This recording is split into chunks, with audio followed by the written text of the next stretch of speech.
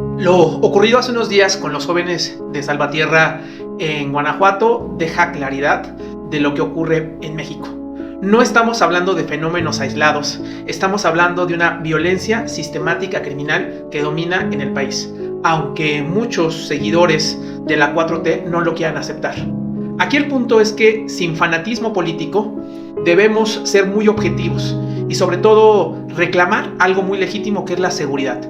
Yo sí les puedo decir que en mi caso tengo la autoridad para poder hablar de criminalidad, de violencia o de crimen organizado, con 15 años de experiencia en el campo, no solamente en una cuestión documental, sino en trabajo de investigación criminal y análisis de contexto. Hay organizaciones criminales que se han infiltrado en las estructuras sociopolíticas del país y que no solamente dominan o se disputan el territorio a nivel nacional, sino también se posicionan en las relaciones de poder formal dentro de las instituciones, porque los números no dejan mentir y sobre todo los eventos que están ocurriendo todos los días a nivel nacional, pues tampoco nos pueden desmentir. Lo dicho por el presidente de la República a mí me parece muy lamentable.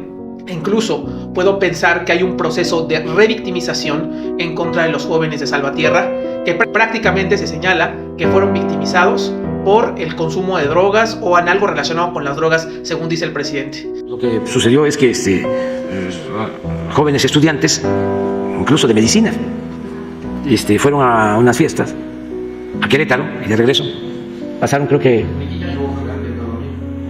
sí, se fueron a Querétaro y luego se fueron hacia Villagrán, y en algún lugar de esto pasaron a algún lugar supuestamente para la adquisición de droga, y ahí los asesinaron.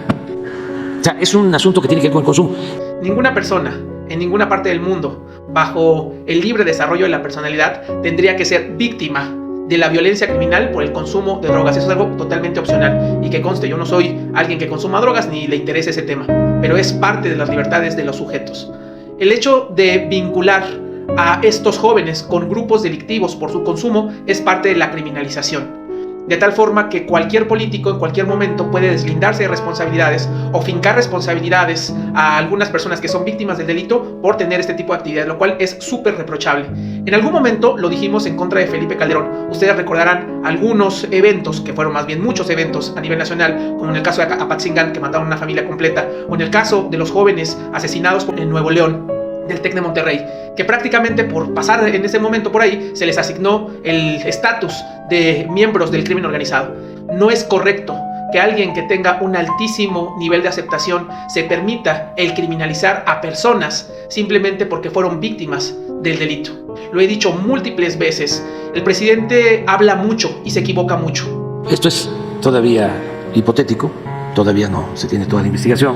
Él ha hecho o está intentando hacer mucho por la nación, es correcto, yo coincido con ello a pesar de lo que diga la oposición, pero en temas de seguridad no se ha podido resolver. Y hay quienes dicen, bueno, no se puede resolver en tan pocos años, coincido en eso, es una violencia sistemática que viene con una inercia de 16 años de atrás a la fecha, que no ha parado, que en algunos casos ha incrementado, en algunos ha disminuido, porque la violencia no se mueve bajo las mismas dinámicas, pero no se ha resuelto. Y es algo que complejiza todos los días a los mexicanos. Creo que por el mínimo respeto y el mínimo decoro, el presidente de la República se debería de dirigir de manera súper respetuosa a favor de las víctimas del delito, que son muchas. En ese sentido, la criminalización no abona a la búsqueda de justicia. La criminalización no abona al respeto victimal, a los derechos victimales. Y de esta misma forma, la situación del gobernador de Guanajuato, quien es un prepotente que de todas las maneras intenta desvincularse de su responsabilidad, porque hay que recordarlo, en cuestiones de seguridad, los 3 órdenes de gobierno tienen atribuciones y responsabilidades sobre lo que les confiere la propia Constitución. Entonces, no es solamente la responsabilidad de Andrés Manuel, no es solamente el deterioro en el tema de seguridad que se ha vivido en esta administración, sino al menos en las últimas 3 administraciones. También es la responsabilidad de los gobiernos locales y los gobiernos estatales.